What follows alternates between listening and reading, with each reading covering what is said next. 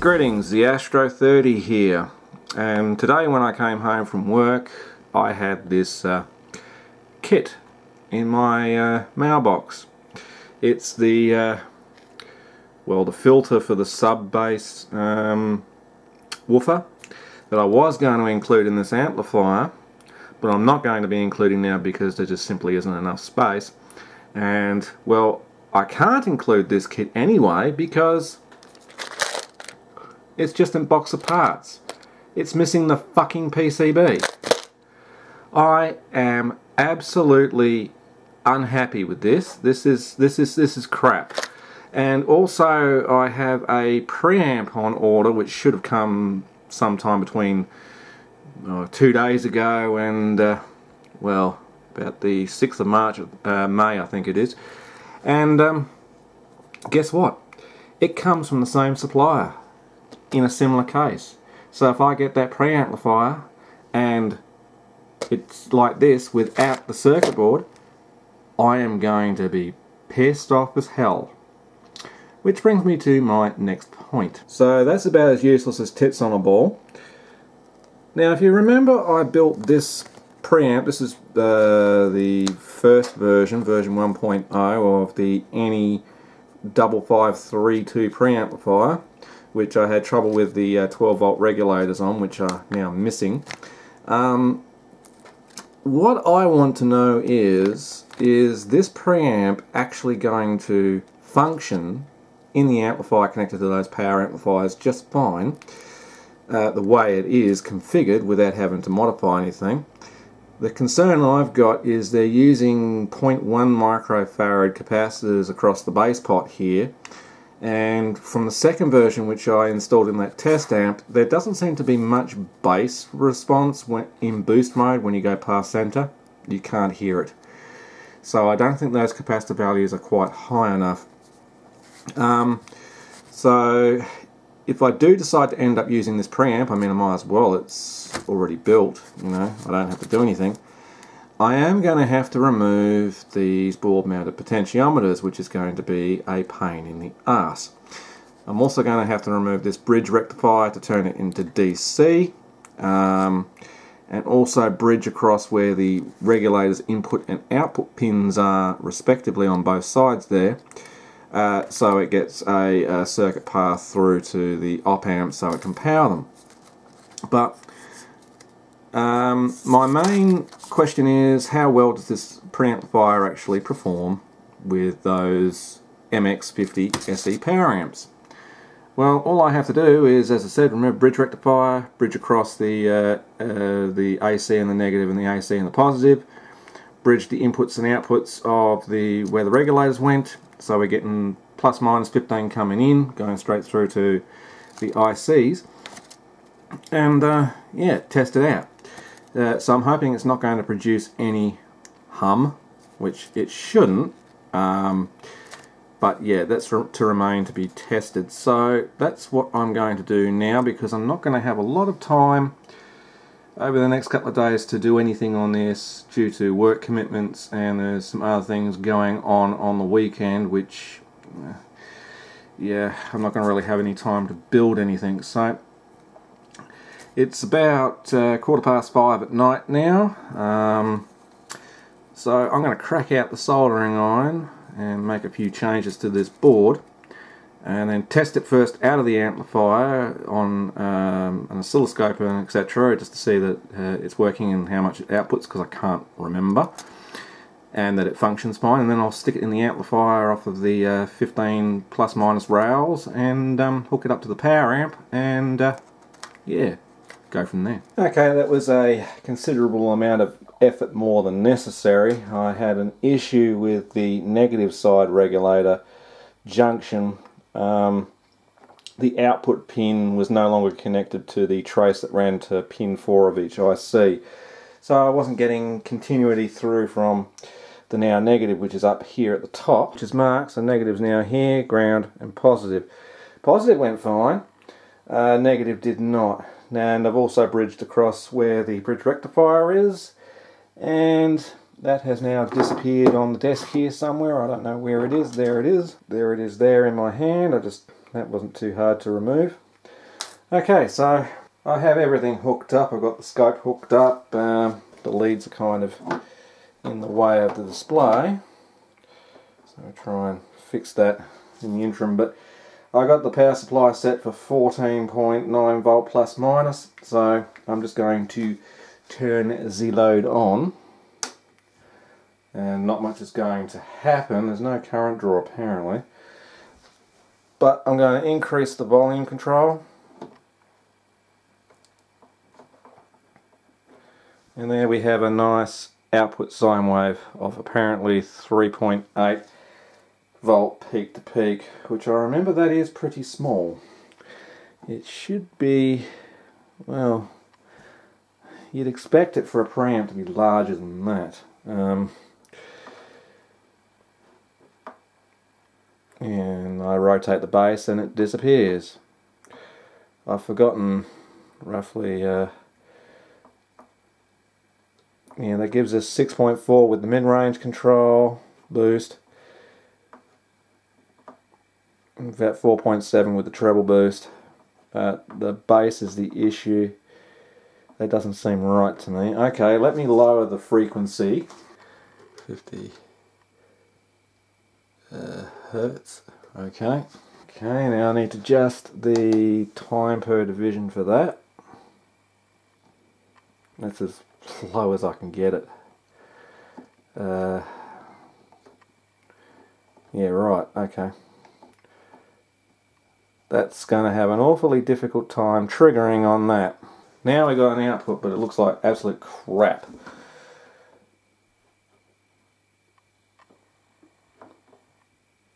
Yeah, right. That's 50 hertz. Okay, let's try that to... sorry, that was 100 hertz. Let's try 50. Yeah, the waveform's a little bit wider. And I can't... Hang on. There we go. Oops. Yeah, the function of that bass pot is not great. And my oscilloscope won't stay where I put it. Let's try a frequency now of 250 hertz. That looks a little bit more respectable. Output voltage is still around about 3.8. Yeah, the operation of that bass control is not right. That should be boosting the output signal, and it's not. It's cutting it off, which could be the whole entire reason why the bass doesn't seem to function properly. That could be the whole reason. Yeah, I'm not liking that one little bit. So frequency of 500 hertz. It's actually clipping the top of the signal, and yeah, the scope can't even trigger on that. So yeah, I have no idea. So what I might do is I might change these 104s or 0.1 microfarad capacitors here, which are in the bass control, and change them to 0.22, which is what I think it really should be, because I'm not liking the output on the oscilloscope at all. Right, so I don't know how well you can see this, but that's the 100 nanofarad capacitor there, which is going across the clockwise and counterclockwise position of the pot respectively. That should be closer to a 0.22 in my opinion. You could also lower these 10k values, but I wouldn't. But I'm going to change that pot. Also, the gain is set for 4.5, which is set by this 100k and this 22k. Now, if you divide 100k by 22, that gives us a gain of about 4.56. I want roughly a gain of 10 to 11, so what we would do is we would change this 22k to a 10k, and that'll give us a gain of at least 10 on the output of that first IC. So those are the two changes that I'm going to make, because at my current output of 3.9 roughly volts peak to peak is, yeah, pretty mediocre. So I'm going to make those changes and then we're going to come back and test again. Okay, the changes have been made. The 220k resistors have been, 22k resistors have been changed to 10s, and the 0.1 microfarads have been changed to 0.22s. So let's see what difference we get now. I'll turn the load on. And, well, the scope's not triggering properly. What else is new? Okay. Turn that off and I'll turn it back on again. And I can figure out how to turn it off. I've been sitting idle for too long.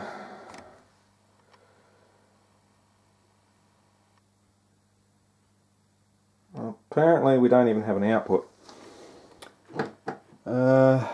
Why don't we have an output? Yeah, well, that didn't work too great. It didn't like 10Ks. There was 0 output for some strange reason.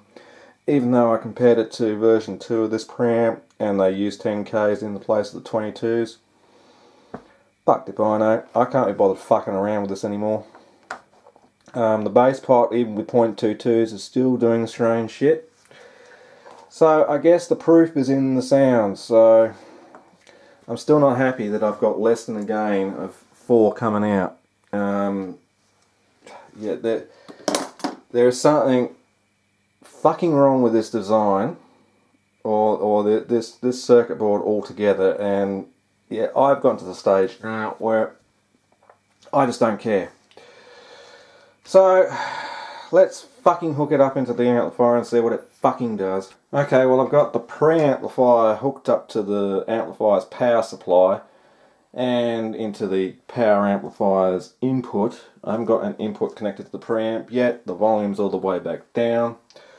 I'm going to plug the... it might also help if I actually connect up some speaker leads first. So I'm just going to do that quickly. Okay, take 2. That's now connected up to some speakers. That's the lights cord. Okay, let's plug the thing in.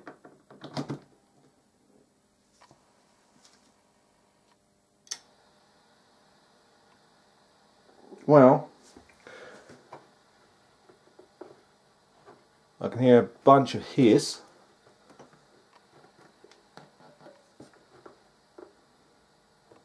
But no unusual noise. So the preamp is working, yes.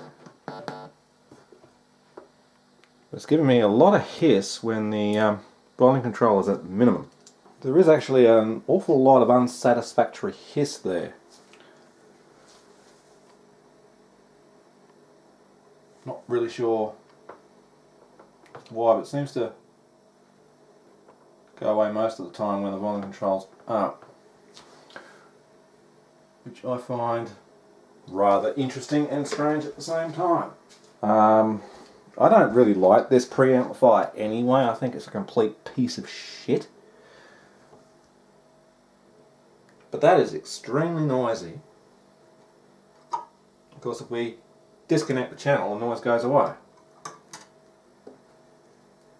So, yeah, I don't know why it's producing hiss when the volume's at 0.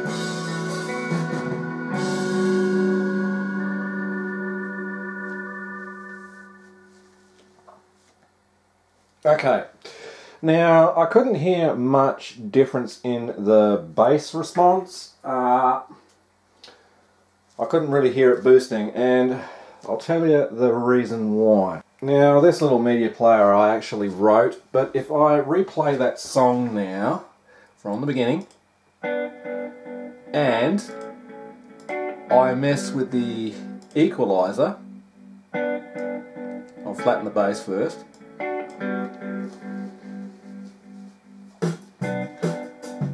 Now, if I increase the 125 Hertz,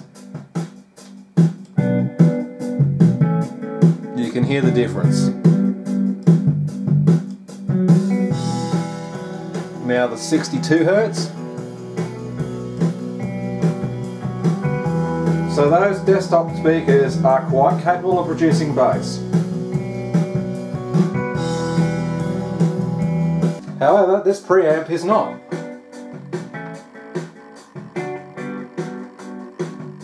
Now I'm really at a loss as to why, because it should. There's just something really funky about that back-handle circuit that they've implemented. It's just not increasing with the correct bass center frequency. I don't know. But as we saw on the oscilloscope output, it flattening out like that, it shouldn't be doing that. It should be boosting the output signal, but it's just flattening it out and it's just disappearing. Which is probably why that pot doesn't make any difference to the sound past center, because, well, as you saw on the oscilloscope, it was just flattening out and disappearing. So it's not working or functioning as it should. And I can't really see from the schematic that I've got what the problem or issue is, but that preamp is a piece of shit.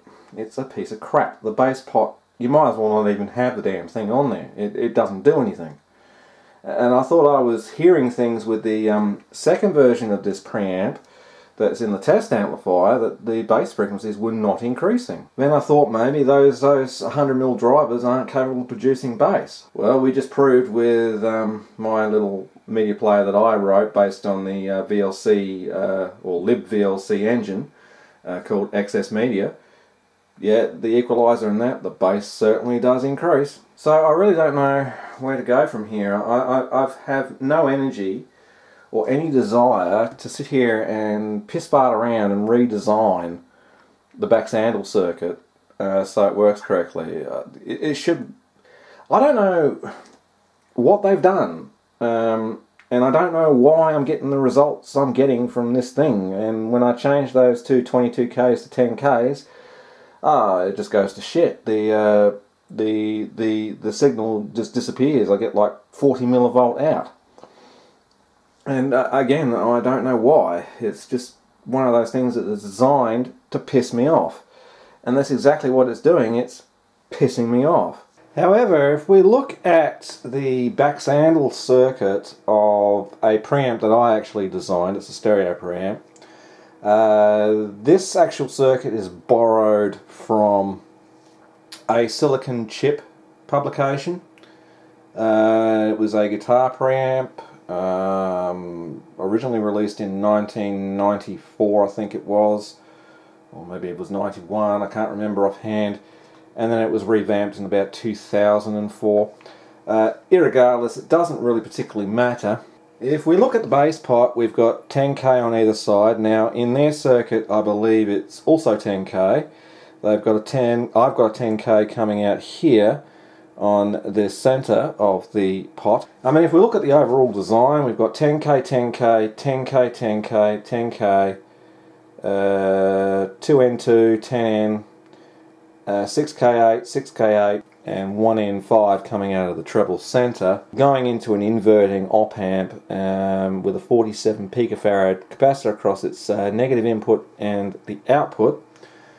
And if we compare it to my enormous penis, if we compare it to their circuit, so their circuit, they've got 10K, 10K, 10K, 100N. That should have been fine as it was, because in mine it's 22N and I know the bass does increase.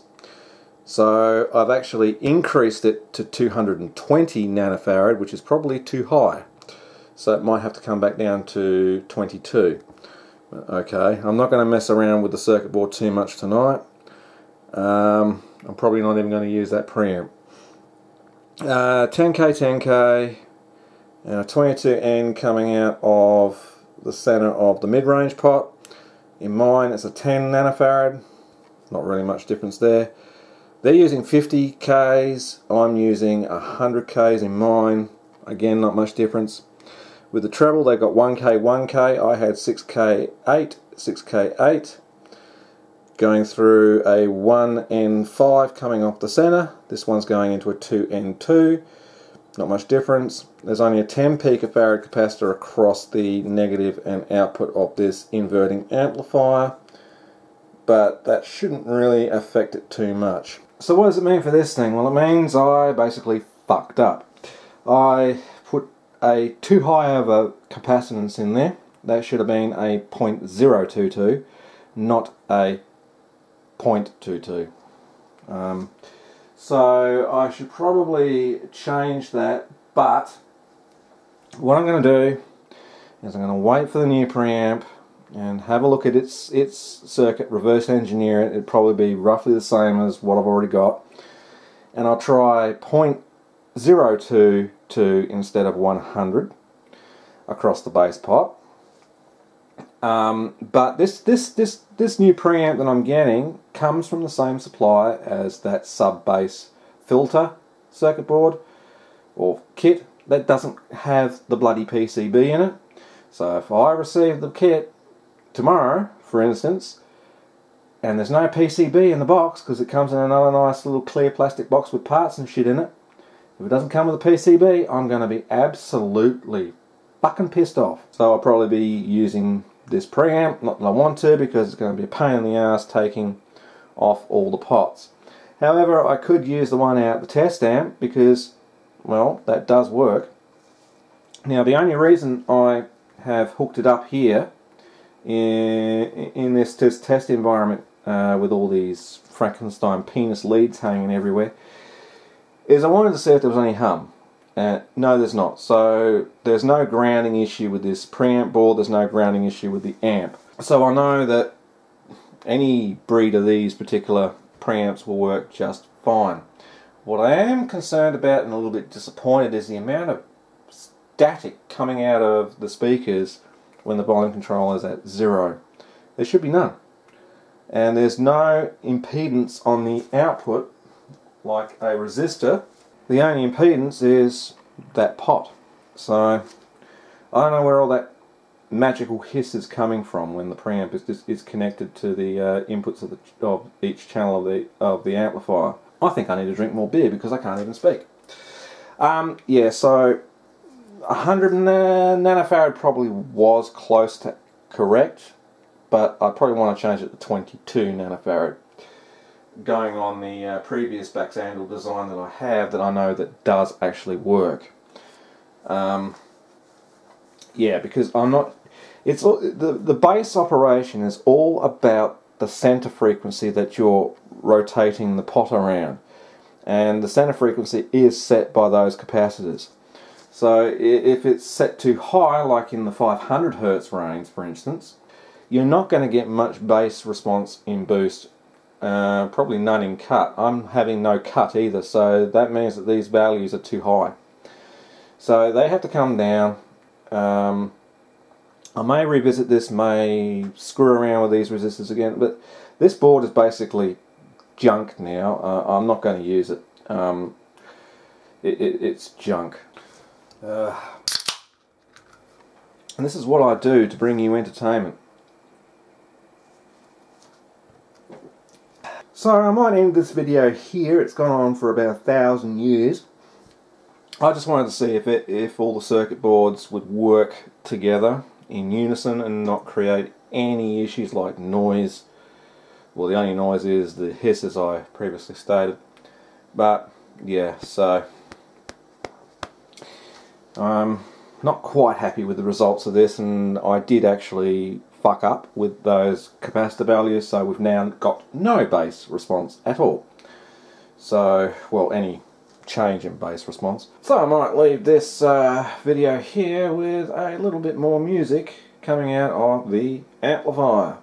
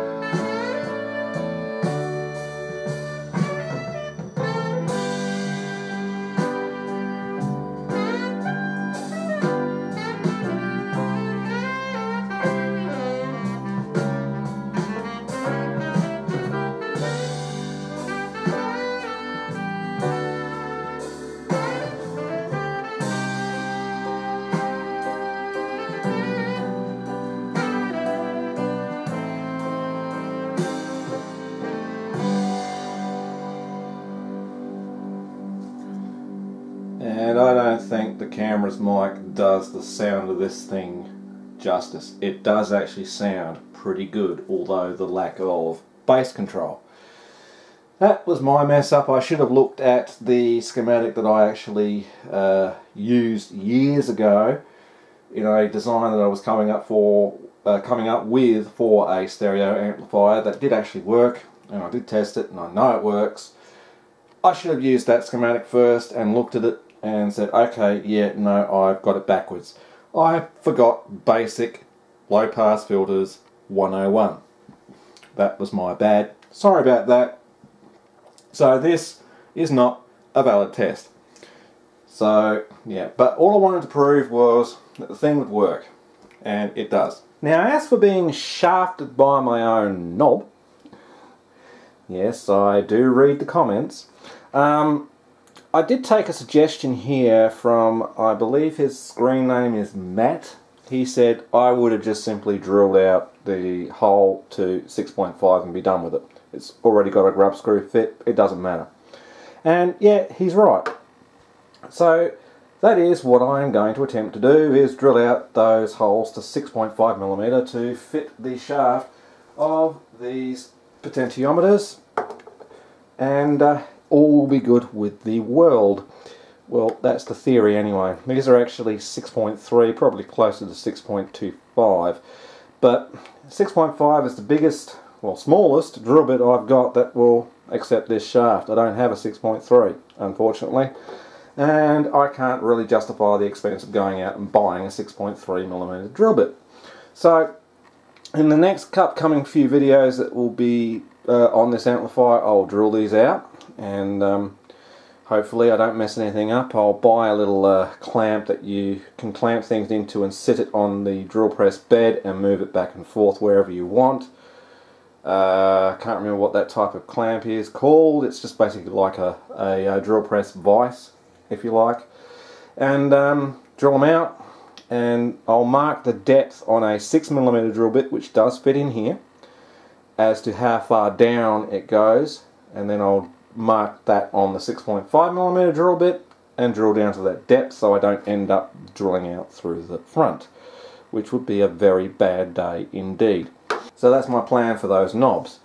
Another guy, I can't remember his name offhand, said, well, can't you just carefully shave the shaft down with a small grinder or something?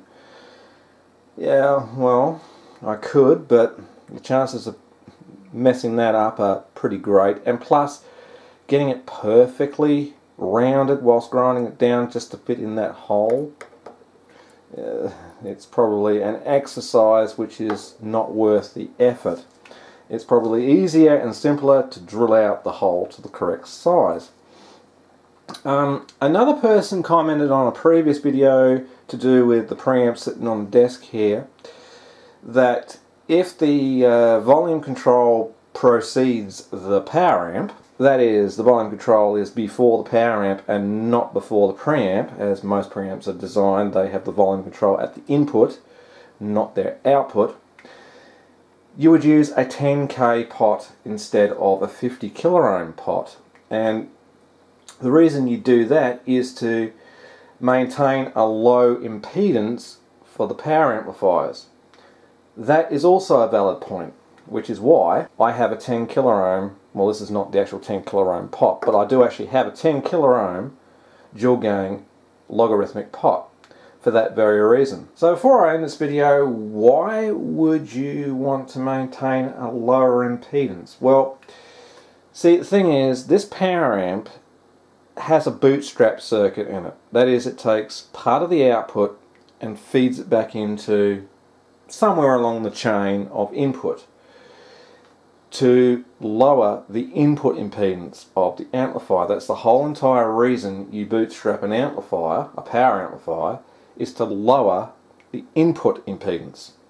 So in order to maintain that low input impedance, you would use a low value resistance of potentiometer for your volume control if it's preceding the power amp. So 10k is adequate enough. And just before I go, here is a piece of music which reminds me of a particular piece of music used in a film which shall remain nameless. Now, if you know where this next quote comes from, I've modified it slightly because the key is different. Put it in the comments below. Anyway, now this is a blues riff in B flat. Watch me for the changes and try to keep up, okay?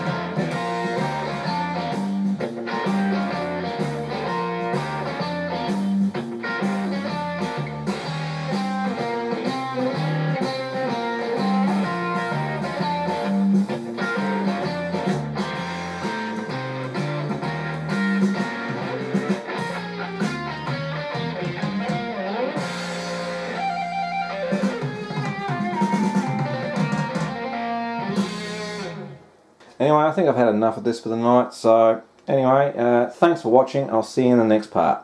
I'm the Astro 30, and if you enjoyed this video, please remember to rate, comment and subscribe below, and you can always follow me on Facebook and Twitter. The links are in the description as usual. Also, you can support me on PayPal by donating as little or as much as you want, because your donation allows me to buy stuff to play around with on the channel. And speaking of channels, check out this guy, 12 Volt Vids. He has some great content to do with electronics on his channel. Anyway, this is the Astro 30 saying see ya, have a great day.